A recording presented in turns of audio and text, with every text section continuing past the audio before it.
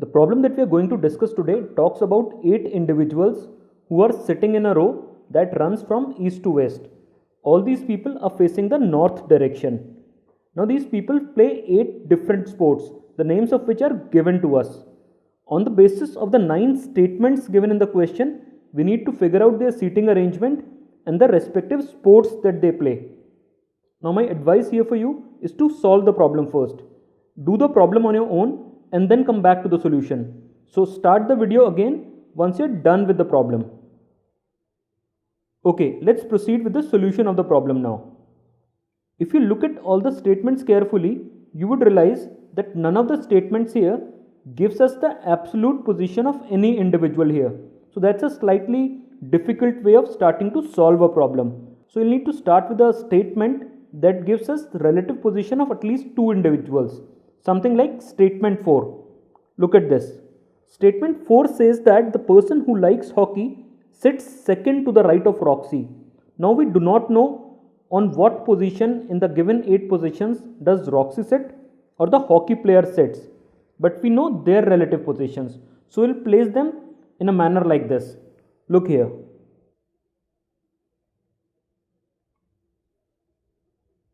So these are 3 positions. If this is Roxy, let's denote him by R. This would be the hockey player. Let's denote the hockey player by H. So if you look at it, you would realize that the hockey player is at the second position to the right of Roxy, since all of them are facing north. This is the north direction. So that's upward on your screen. So if Roxy is here and he's facing north, hockey player would be towards his right. So this is fine. But we still do not know where these 2 people are in the complete setup of 8 people. So let's leave it like this. Look at statement 2 now. It says that exactly one person sits between Roxy and the one who likes tennis. Now we can connect Roxy with one more person, the tennis player. And that's the reason that we started with statement 4, since Roxy is connected to the hockey player and the tennis player. So let's put it here. So this is one position to the left of Roxy. And if we draw here, this is the second position to the left of Roxy. So this is the tennis player now. So let's write T here. This T indicates that this tennis player is sitting at the second position to the left of Roxy. Now since there is just one gap between the tennis player and Roxy, there are just 2 possibilities. On one of the possibilities, the hockey player is already placed. So this is the only possibility. Let's try and move forward now. If we look at the rest of the statements, we do not find anything concretely related to the people who are there in this structure. So let's leave it like this and start with a parallel structure with some of the statement. Look at statement 5 now. It's very similar to statement 4. It says that the person who likes wrestling sits third to the right of Chris. So let's put them here. If this is Chris, this is 1, 2, 3. So this is the third position to the right of Chris. And since this person likes wrestling, let's put W here. So W denotes wrestling here. You would notice one thing here, that I'm writing all the names on the top of the line and all the names of the sports below the line. This has been done to differentiate between the names of the people and the names of the sports. Otherwise, if you look here, C can stand for Chris as well as cricket. So this might cause some confusion. So you need to follow things like this in order to avoid any kind of confusion. Okay, let's proceed and look at statement 7 now. It says that an immediate neighbor of Chris likes kabaddi. But again, there will be 2 possible positions for this kabaddi player. So let's leave it at this point. The second part of the statement says that Chris sits to the immediate right of Boone.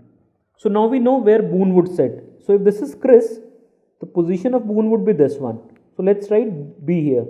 So you can see here that Chris is sitting to the immediate right of Boone. So this is okay. Let's try moving forward.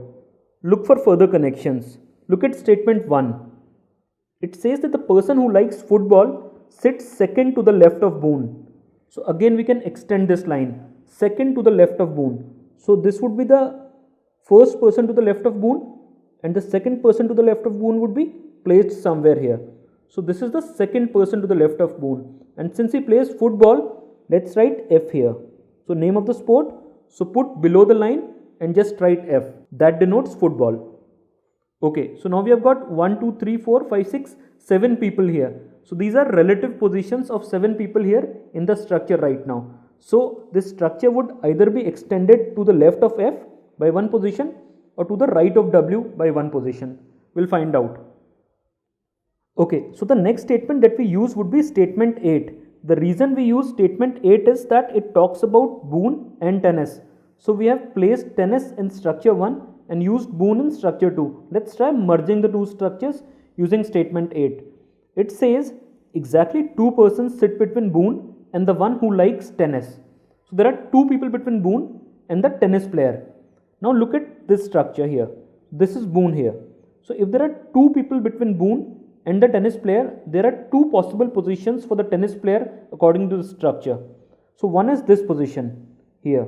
So tennis player can come here, and another position would be this position. If we extend this to further left, this becomes the position of the tennis player here.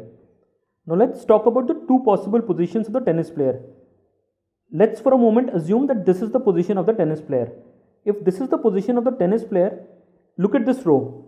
This row would extend beyond 8 people. Let's start with F. If this is position 1, this becomes 2, this is 3, 4, 5, 6, 7. So we can already see that there are 7 people placed here. And if you look at this, tennis comes at number 6. The tennis player comes at number 6. So look at this upper structure now. If this is number 6, this becomes 7. Roxy comes at 8. This becomes 9 and this is 10. So the hockey player comes at the 10th position, which is not possible since there are just 8 people in the structure. What it means is that this particular position for tennis player is not possible. So this is ruled out because it cannot be accommodated among 8 people. So the correct position for the tennis player would be this position. So the tennis player has to be placed on the extreme left end of this particular row. I hope this is understood. Now since we have placed the tennis player, let's put Roxy and the hockey player as well. So Roxy would be placed at this position. This is at a gap of 1 position from the tennis player. And the hockey player would again be at a gap of 1 position from Roxy. So this becomes the position of the hockey player. So Chris is the hockey player. Okay, let's proceed. So let's try to fill this up further. Look at statement 3 now. It says that Roxy and John are immediate neighbors. So here is Roxy in the structure. If Roxy and John are immediate neighbors, there is only one possible position for John, this one. Since the other position is already occupied by B, that's Boone. Okay, let's move forward. Look at statement 1 now. The second part of statement 1 here. Pogo sits second to the right of Dodo. Now these are 2 people, one sitting second to the right of the other one. Now there is just one possible block in this row of 8 people where these 2 people can be placed. It is this one, this particular block. Let's place them here. So this is Dodo denoted by D and this is Pogo denoted by P. If you look here, Pogo would be at the second position to the right of Dodo. There is no other possibility in this structure to place these 2 people. So this is concrete. Okay, let's move forward. Look at 3 now, the second part of 3. Neil sits at one of the extreme ends of the row. If Neil sits at one of the extreme ends, one extreme end is already occupied by P. So this would be the end of Neil. So let's write N here. Okay. And now we are left with just one position to put in the name of a person. This one. And who is the person left? It's Mike. So let's write M here. Okay. I hope that's understood. Let's move forward. Now this should be easy to fill in further. Look at statement 9. It says that exactly 2 persons sit between Neil and the person who likes cricket. This is Neil here at the extreme left end. So if there are 2 persons between Neil and the person who likes cricket, cricket would come here. Let's move forward now. Look at 7 again. An immediate neighbor of Chris likes kabaddi. An immediate neighbor of Chris likes kabaddi. So this is Chris here at this position. So one immediate neighbor of Chris likes cricket. This is cricket denoted by C.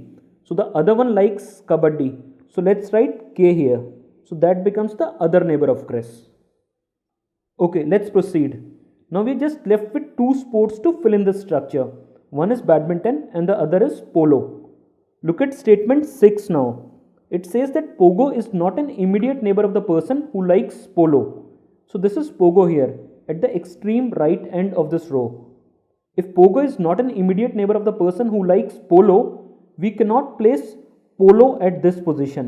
So it has to be badminton. So let's write B here. So if this is B, the only vacant position now is this one. So it has to be the polo player. So let's write P here. So this is it. With this we have completed this structure. Now we've got 8 people. The names of the 8 people are on the top of this line. The names of the sports are written below the line. So these are the people. These are the names of the people. And these are the names of the sports given to us. So that's the final answer.